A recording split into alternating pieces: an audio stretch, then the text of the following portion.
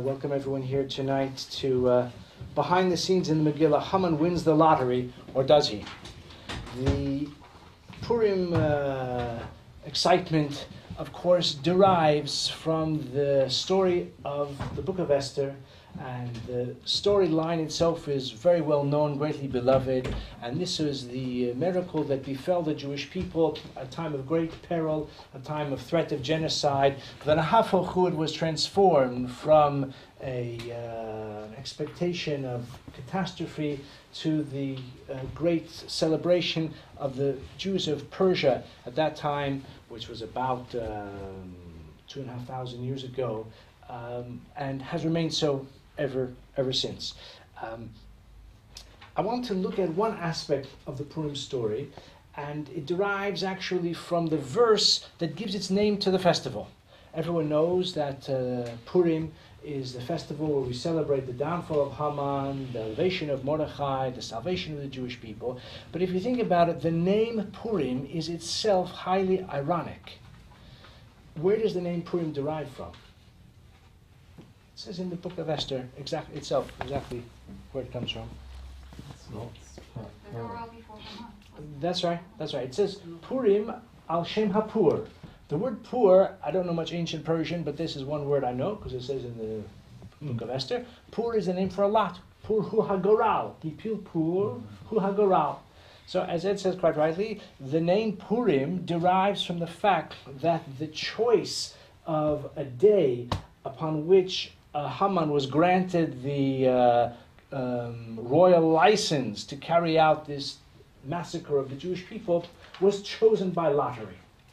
And that itself, of course, hints to the fact that the whole Purim story unfolds through a series of remarkable coincidences, like unexpected happenstance occurrences. And as well known, the name of God itself is uniquely absent from the Purim story.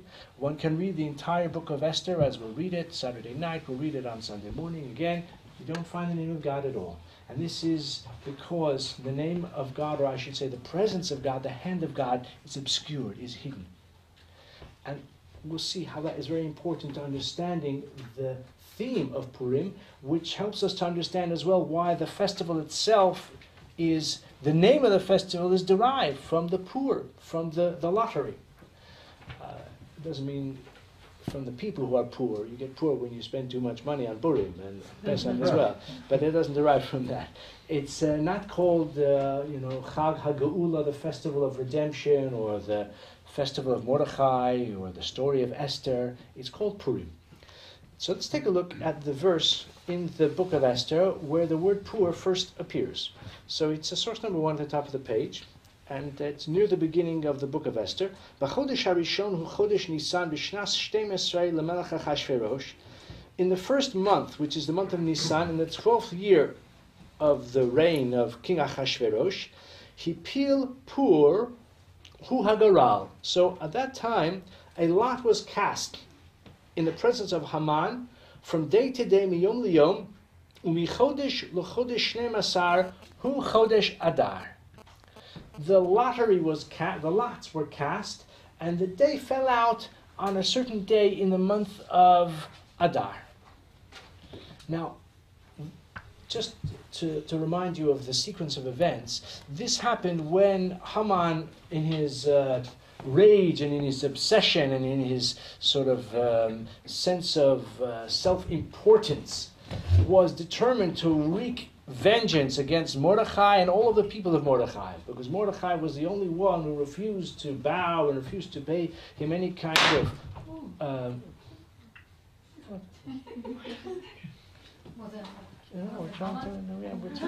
that must have been Haman, that's why. Okay.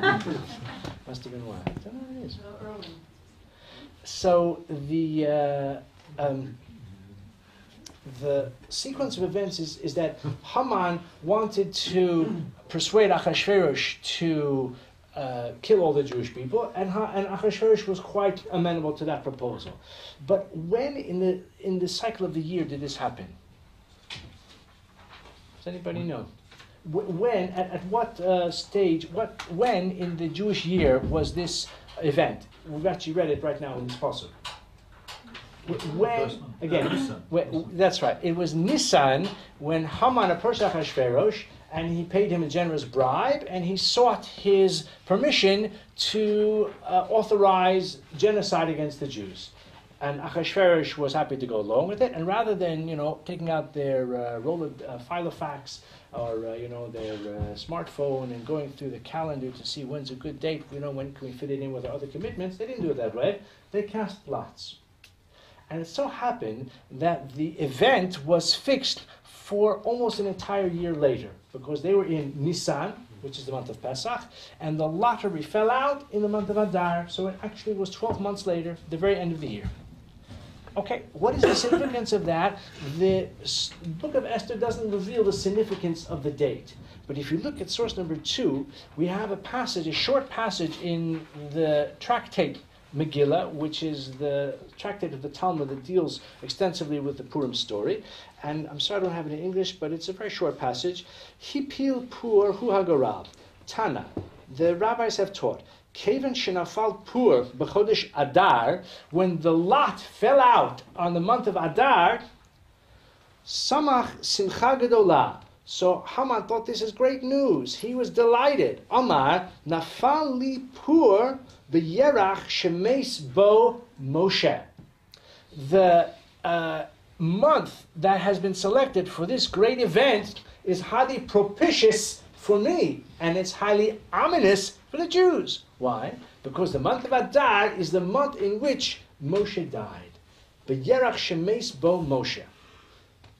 Moshe died in the month of Adar, so therefore Haman thought the month of Adar is a month which is primed for tragedy for the Jewish people, so therefore it's a propitious time for me. It's more likely that my nefarious plan will be successful because we're intending to undertake it in a month which is bad for the Jewish people, because that's the month in which Moshe, the great Redeemer, has died.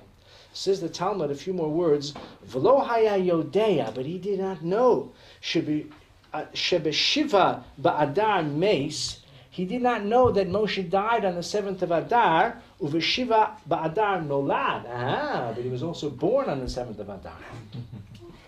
So he was focusing on the fact that Moshe died in the month of Adar. Says the Talmud, he didn't know that Moshe was also born on the 7th of Adar. The question is, what's the significance of that? So what that Moshe was also born in Adar? He's focusing on the fact that Moshe died in the month of Adar. The truth is, probably until modern times, many people didn't even know when they were born, because those dates were not necessarily recorded or celebrated. And if a person achieves much in life, so the day of the passing of that person may be recorded for posterity, but the day of his birth is often shrouded in history or obscurity. It so happens we have a tradition that Moshe was born in the month of Adar, and in fact he died, and he was born on the same day 120 years apart. But what is the meaning of this statement in the Talmud that Haman was delighted, he felt he won the lottery because it came out in a month which is bad for the Jews, and that's a good time for him to pile on more catastrophe for the Jewish people. But he didn't know that Moshe was also born in that month. So this is what I'd like to explore, and I would like to suggest that we can discover an aspect, a teaching relevant to Purim and indeed relevant to Jewish history itself in this passage in the Talmud that represents the transition, the transformation, the shattered expectations of Haman that things will go well for him, because Adar was when Moshe died, and he overlooked the fact that Moshe was also born then. So if you take a look at the following short selection, source number 3, this is taken from the parsha that we read this week. We read this week the portion of Tetzaveh, and it begins with the words, V'atat titzaveh es b'nei Yisrael, v'ikhu elech Hashem en zayzach kasis lama'ar. Now, this on the surface has nothing to do with Purim. Of course, the Purim story only happened a long, long time afterwards. And the connection to our subject perhaps is not immediately apparent. If you think very close, you've got to think a little bit laterally here. There is something notable about this pasuk, about this verse. Again, it's the beginning of the Torah reading for this week. And just to remind you of the context, in last week's Torah reading, we have a long exposition of the tabernacle, of the building of the various accoutrements of the Mishkan, of the materials, the wood and the gold and other metals that were used, and the tapestries and all of that. That was last week.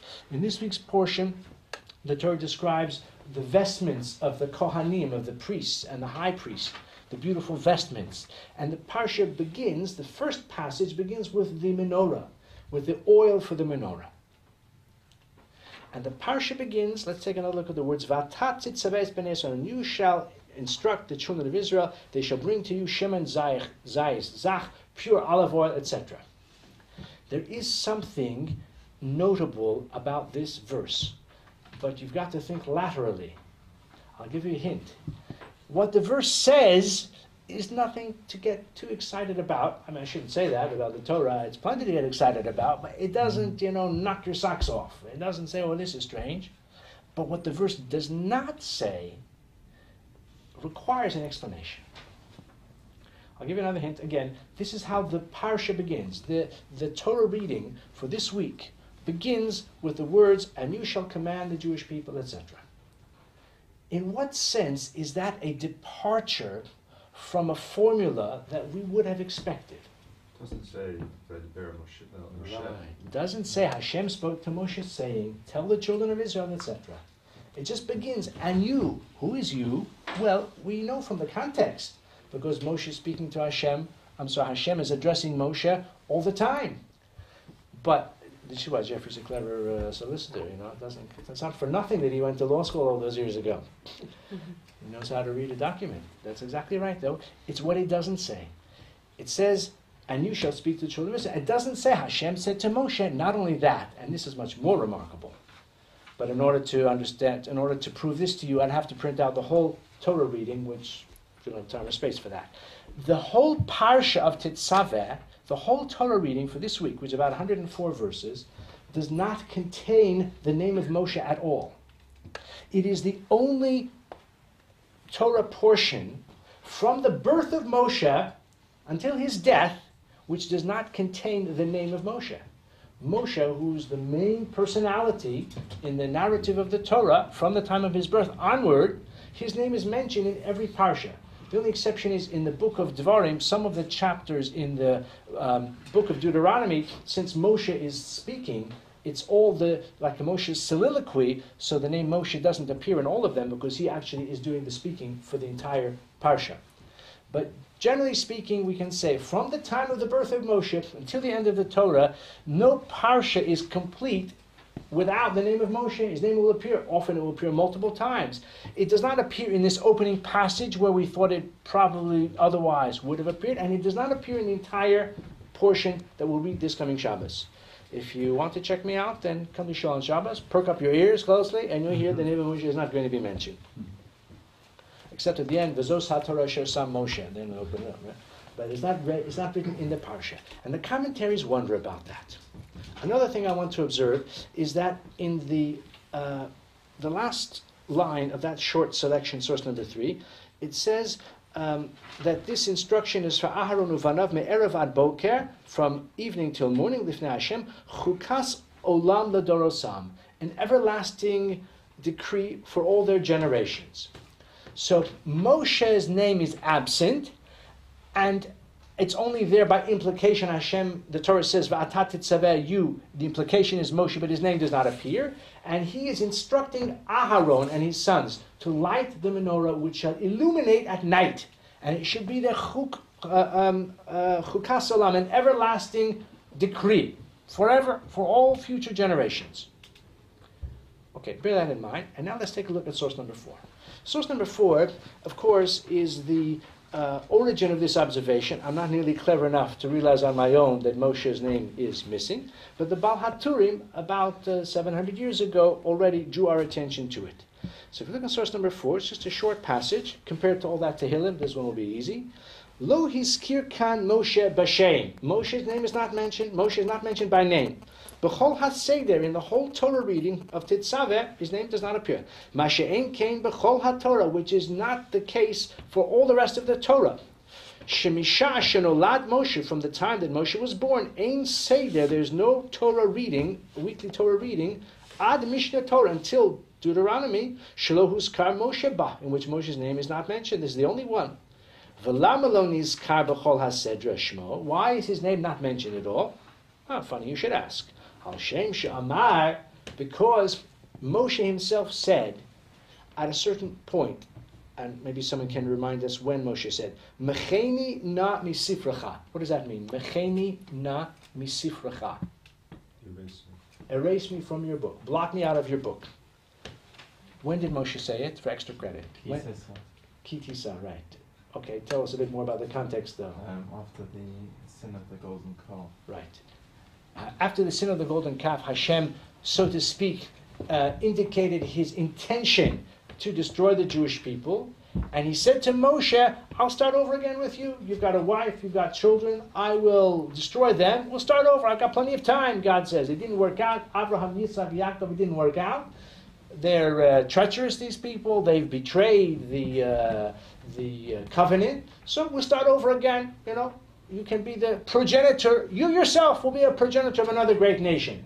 And to that proposal, Moshe said, if you won't forgive them, then count me out. You get somebody else. Find somebody else for the job. Block me out of your book. That's what Moshe proposed. What happened? Of course, Hashem did forgive them. So therefore, Moshe's suggestion to be blotted out from the Torah, of course, was never implemented. Nevertheless, and those are the last words of the Baal HaTurim, Kikilalas Chacham, the curse of a sage, afilu al tenai, even though it was conditional. Moshe said, forgive them, and if you won't forgive them, block me out of your book. I'm not going to have anything, I don't want the job. So Hashem did forgive them, and since Hashem did forgive them, so therefore Moshe's name is not blotted out of the Torah. Nevertheless, even though it was conditional, it is still fulfilled in a minor way. Moshe's name is not blotted out of the Torah, but his name is absent from one particular Sedra, and this is the Sedra. From the Sedra of Tetzaveh, Moshe's name is blotted out. So it's as if Hashem said to Moshe, well, since you suggested blot me out of the book, so I'm going to do so partially in a limited way. Of course, this begs the question, why this particular parsha? Why not any other parsha? Why not Parshas Korach? Or why not Parshas Balak? Why this particular parsha? Why is it this parsha in which the name of Moshe is blotted out rather than any other parsha? So the Baal HaTurim makes the observation and explains why Moshe's name is absent from a particular parsha. This is why. But he does not explain why he's absent from this parsha. So to answer that, I want to share with you what the Vilna Gaon says. The Vilna Gaon in source number 5 has a very clever suggestion, but I would like to suggest a more profound understanding of the matter. But first, let's see the suggestion of the Vilna Gaon in a collection called Kol Eliyahu, source number 5. Vatat Tzitzaves Bnei Israel, Kvar Dibru B'zeh HaMefarshim, Madua Lo Nizkar Shmo Shel Moshe Rabbeinu Alav Hashem B'Parsha Zos. The commentaries already raise the question of why Moshe's name is not mentioned in this parsha, as we've discussed in some detail. V'yesh Lomar Hatam. We may suggest the following explanation, the following reason. V'hu mishum dezayin adar nofel tamid b'shavua shel parshas Tetzaveh.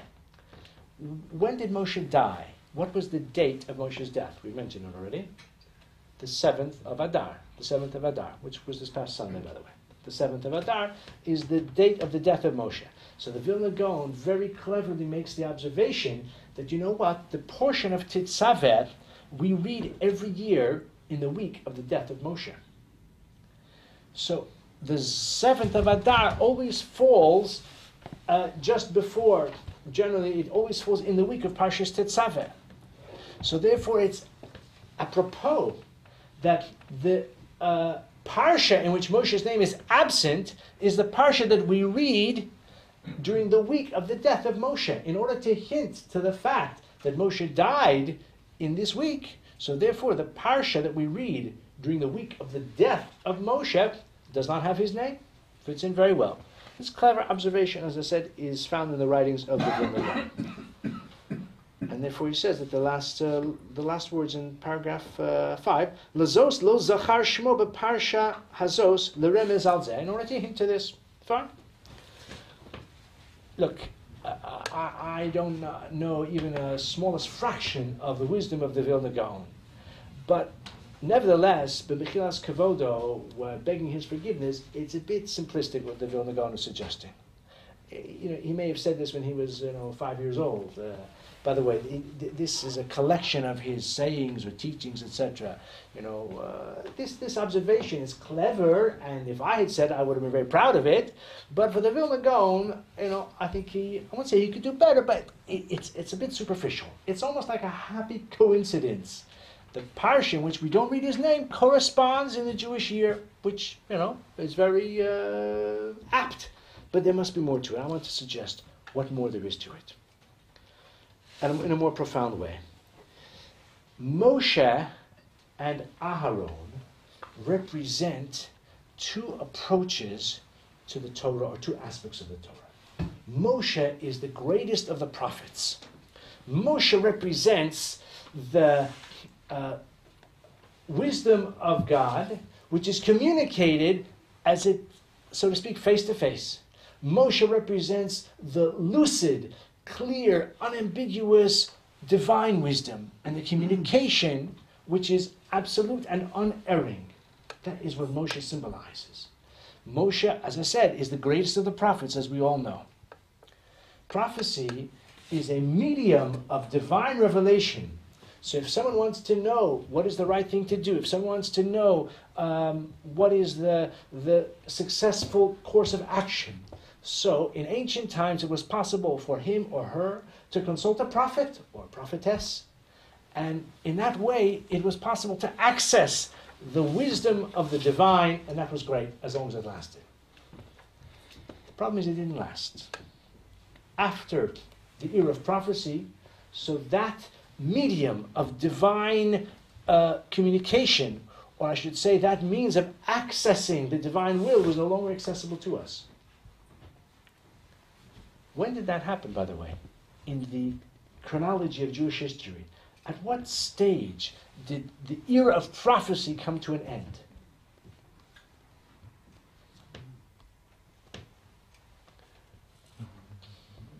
Quite late on. Why? Towards the end of the Second Temple. No, it was before that. 100 years before. It was before. Beginning of the Second Temple. Beginning of the Second Temple, okay. I would agree with that, with the beginning of the Second Temple. But we can locate it, I'm not going to tell you the year exactly on the calendar, but we can locate it to an event which is familiar to everyone in this room. Not through personal experience, but because we know this aspect of Jewish tradition. Purim. Of course, it's right here. It's Purim. The Purim story represents the end of prophecy. Who is the heroine of the Purim story? Everyone knows, Esther. And what is the derivation of the name Esther? I mean, the truth is, Esther may be a Persian name, actually. But the Talmud says, well, the name Esther hints to the quality and the nature of the miracle. It was a hidden miracle, because the word Hester means hidden. And the Talmud says, where is Esther hinted to in the Torah? And the Talmud says, well, there's a verse in Devarim which says that I will hide my face on that day. God says he will hide his face. And Esther is the embodiment, or Esther represents that juncture in Jewish history where prophecy is on its way out. And as we mentioned already, again, as is well known, the name of God does not appear in the book of Esther. The hand of God is obscured in the book of Esther. It is nistar, it is obscured, it is hidden. So the impact of Moshe, that is to say, that which Moshe represents, the prophetic spirit, lasted for a long time, but it did come to an end. It came to an end at the time of the Purim story, which, by the way, is more or less coincident with the beginning of the era of the Second Temple. Because, just for a moment of history, I'm I'm not going to get bogged down in it, although I have a terrible tendency to do so, but I won't on this occasion. The so-called Anshe Knesset Hagedola, the men of the Great Assembly, were the leaders of the Jewish people during the era of the rebuilding of the Second Temple. So the Purim story took place during the interim between the destruction of the First Temple and the building of the Second Temple. How long was that interim, by the way? How long was the exile at that time? 70 years. So the Purim story took place during those 70 years. So Mordechai and Esther, together with Daniel, the prophet Daniel, and a number of other important personalities, Ezra and Nehemiah, and several others, they lived all within 1 or 2 generations of one another. The Anshe Knesset Hagedola were the men of the Great Assembly who were the leaders of the Jewish people during that generation. So the early members of that group, some of them were prophets. The later members were the early sages. By the way, they did not all live at the same time, those 120, but they lived within maybe 2 or 3 generations. So it spanned a period of time. By the way, that's where the Israeli Knesset gets its name from, and that's why there are 120 members. Unfortunately, that's where the similarity ends. But that's where it derives from the ancient Anshe Knesset Hagedolah, which included a number of prophets in their ranks. But that was the end of the era of prophecy. By the time of the Purim story, it was already lights out. What is it that took the place of prophecy? What do we have now? What medium do we have access to that has enabled the Jewish people to discern the divine will and to continue to lead our lives in accordance with the principles of the Torah since the end of prophecy, which was a long time ago, and we're still here? It's through, but more generally, so Rebecca says through the Gedolim, through the great leaders of the generation, the great sages, but more generally, it's the study of Torah, but it's the Torah Sheba'al Peh, it's the oral Torah.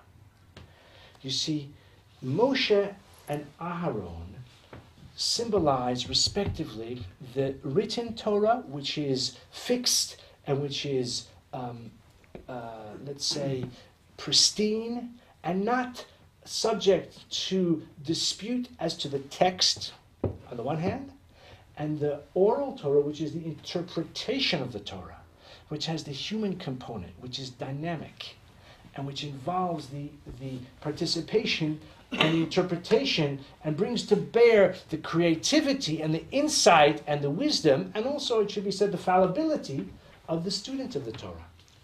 That is symbolized by Aharon. Because Aharon stood for his nature and his great, let's say, outstanding quality for which he was greatly beloved, was his pursuit of peace. He was like the first social worker. He brought peace between man and his fellow, between husband and wife. He was the one who sought to bring about conciliation and compromise and accommodation.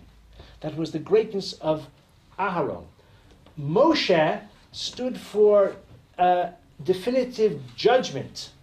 Aharon stood for compromise and conciliation and getting people, so to speak, around the table, get them to agree on something rather than to go to court when the judge lays down the law and it may please one side but it may devastate the other.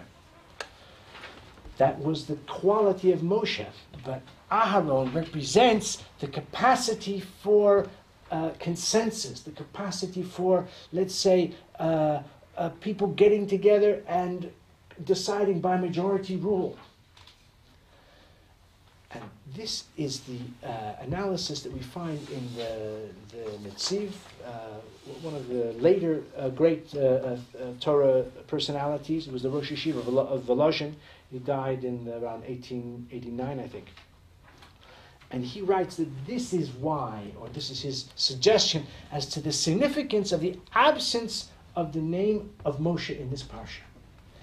And this is why the Haman, who was so delighted when the lot fell out on Adar, he thought, that's the month that Moshe died. Says the Gemara, he didn't know that Moshe was born then as well. The meaning is that the teachings of Moshe, or I should say the role of Moshe, the role of Moshe as the lawgiver and as the greatest of the prophets, in historical terms, it ran its course. In historical terms, after a certain point, Moshe's approach as the prophet who communicates the will of God directly to the Jewish people was no longer accessible. But in its place is the light of the menorah. And that's why the parsha begins, as we've seen in source number 3, the parsha begins with the reference to the olive oil, which laha'alos ner tamid, to cause light, to illuminate. Tamid means continuously. And this was the role of Aharon uvanav, of Aharon and his sons, that is to say, the followers of Aharon. This is chukas olam ladarasam, this is forever. Because, again, Moshe's paradigm of the prophet was limited, would run its course. But after the paradigm of the written Torah and the prophetic revelation ran its course, the light of Torah Shebaal Peh, the light of the oral Torah, became more and more important and more brilliant. Now, I didn't include it here in our list, but I wonder if anybody remembers the association that is mentioned in Pirkei Avos. Two great sages of the Mishnah, whose names probably are familiar to all of us here, who are associated respectively with Moshe and Aharon. There are, again, two sages in the Mishnah, names that are familiar to us. That's right. So how are they paired? Shammai is Moshe. That's right.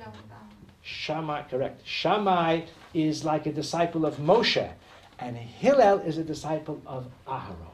Shammai tended to be strict, tended to be brilliant, and actually the Talmud says Shammai and his school were more brilliant, had greater intellectual acumen than the house of Hillel.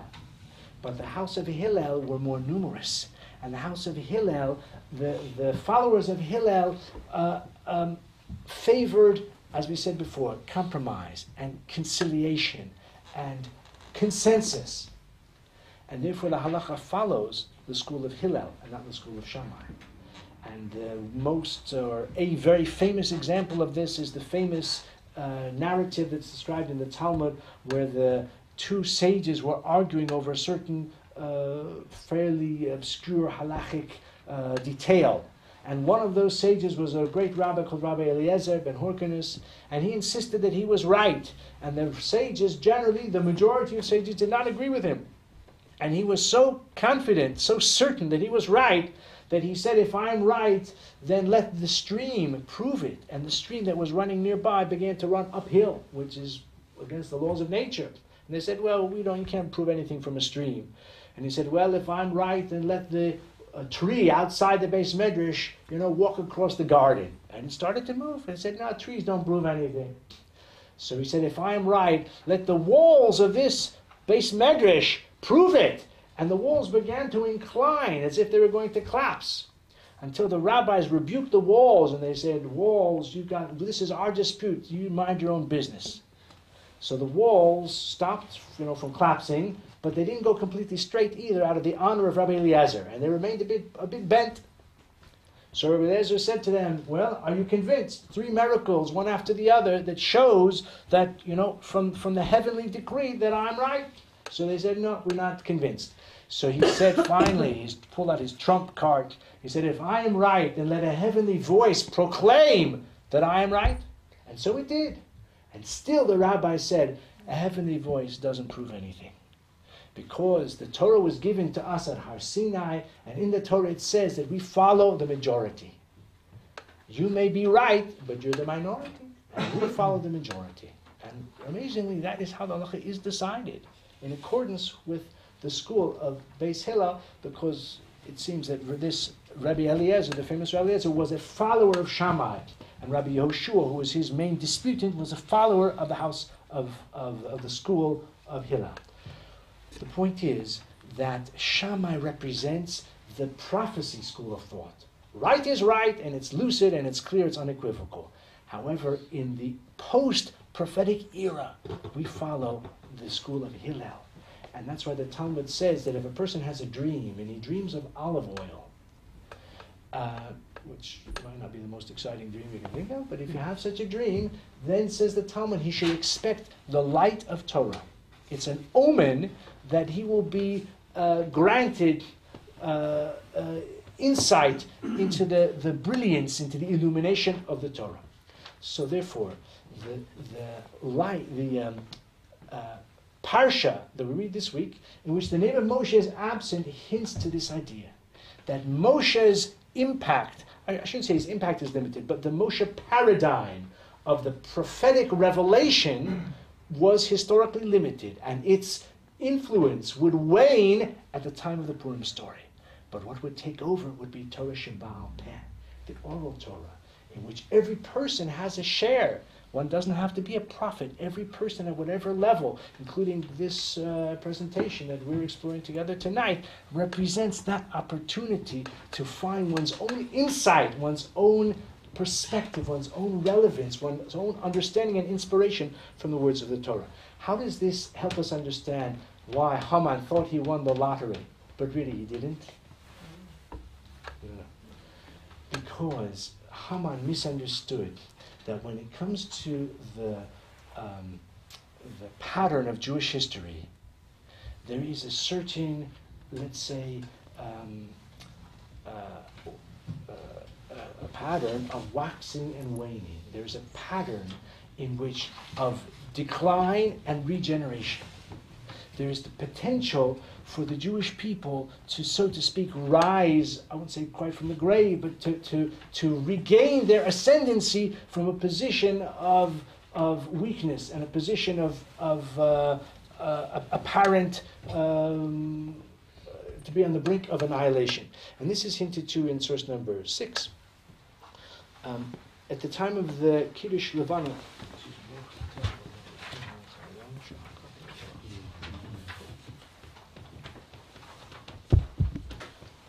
in the sanctification of the moon, which many of us would have said this past, let's say Shabbos, so we say, Sasim usmechin lasos etzon konam, poel emes shepu laso emes. I'm reading source number 6. To the moon he said it should renew itself.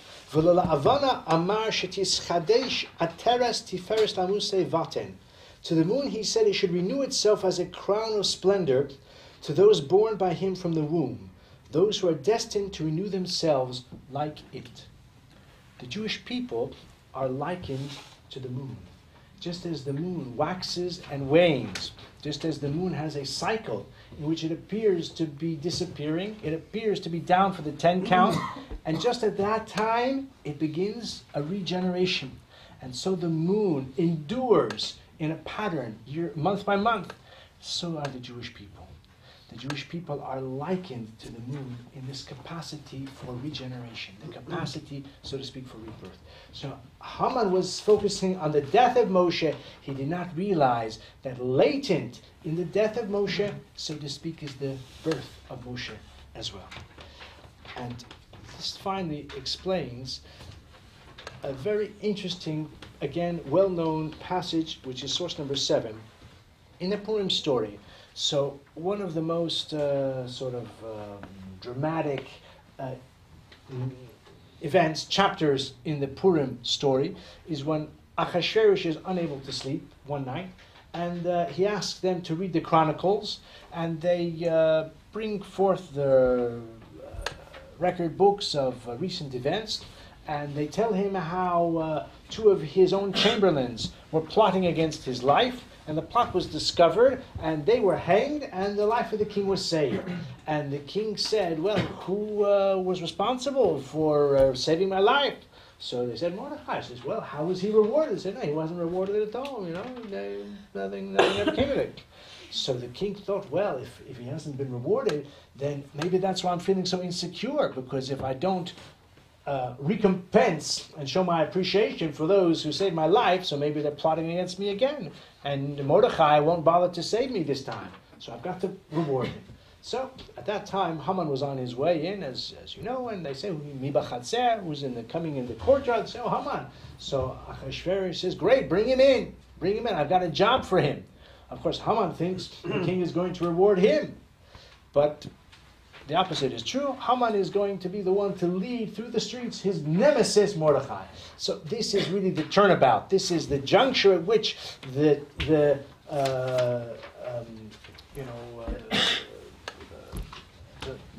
tide turns and the downfall of Haman is now on its way. So what happens? Haman leads Mordechai on the royal steed with the royal raiments through the streets of Shushan, and he says, this shall be done to the man whom the king wants to honor. And of course, Haman is deeply humiliated, and after having done so, he hightails at home, Ovel v'chafui rosh, and he's feeling very dejected. So what happens? He's dejected now. He's depressed. He thought the king was going to reward him, and just the opposite has happened. So what does it say in source number 7? Vayeshev Mordechai al Shar HaMelech. So Mordechai went back to the, after this great pageant, Mordechai went back to the king's gate. V'Haman nitchafel b'so avel v'chafui rosh. And Haman went home mourning and with his head covered. There's a medrash about why his head was covered. V'yisaper Haman lezeresh ishto l'chol ohavav es kol asher karahu. So Haman related to Zeresh, that's his wife, and all of his circle of friends, es asher karahu. He related what happened to him. V'imru lo chachamav v'zeresh ishto. So listen to this counsel that they give him.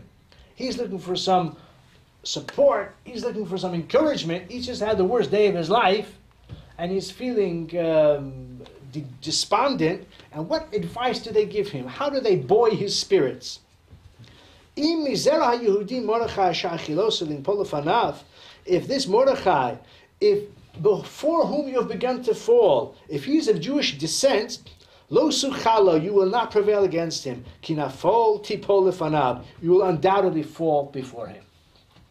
Now, she may have been a shrew, this Zeresh, but how heartless can you be? Your husband is feeling down. Your husband is feeling dejected. He's feeling as if things are turning against him. He's looking for a kind word, an encouraging word. And what you say to him? If he is a Jew, you've begun to fall before him, forget about it. It's curtains for you. Of course, she was right. But what kind of advice, what kind of helpful advice is that? So, according to what we are suggesting, Zeresh, again, she may not have been the most pleasant woman, but she was insightful. And what she said to him is, take another look. If this Mordechai is Mizera Yehudim, if he's from of Jewish descent, and you've begun to fall down before him, you know what? If you're on the way down and he's on the way up, you're not going to prevail against him, man to man. But rather, what you need to do, nafolti polefanav, you need to go all the way down. And he'll go all the way up, and then the tables will turn.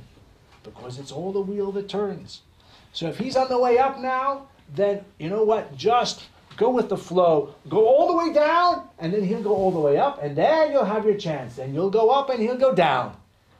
This is what Zeresh meant. Because this is the cycle of Jewish history. Of course, it didn't quite happen that way. Haman went all the way down, and then he went all the way up to the gallows. And that was the end of that. But Zeresh was right in that insight in saying, the only strategy is to go all the way down, and then, when your time comes, the tables will turn. And so it is. And this is the survival of the Jewish people. And this is the significance of the lottery. This is why Purim is called Al Shem HaPur, because that which appears to be happenstance actually is the hidden hand of God. And this is why Moshe is absent from our parsha. And according to this, what the Vilna Gaon means is not just a nice coincidence, because this is the week in which we observe the Yortzeit of Moshe, and therefore his name is absent from the Parsha. It's much more than that as well. It's that Moshe's absence actually gives way to the Torah Shebaal Peh, to the approach of Hillel, the approach of, as we said, consensus, the approach of studying Torah together, each of us in accordance with our understanding. And in this way, the Jewish people has not only survived, but indeed has thrived. And in this way, Haman has met his downfall, and the Jewish people, although we've had our ups and downs, and we continue to do so, but we are still here, and Haman is consigned to the mists of history. And actually, I want to mention this excellent book here about the Purim and in Persian history, where you can see some of the historical evidence surrounding the Purim story. So thank you very much. And again, the shir tonight should be a merit for a full shlema for Chaya Bat Miriam, and for all the family. I want to thank Leanne once again for inspiration, and thank you all for coming. And I look forward to seeing you on Purim.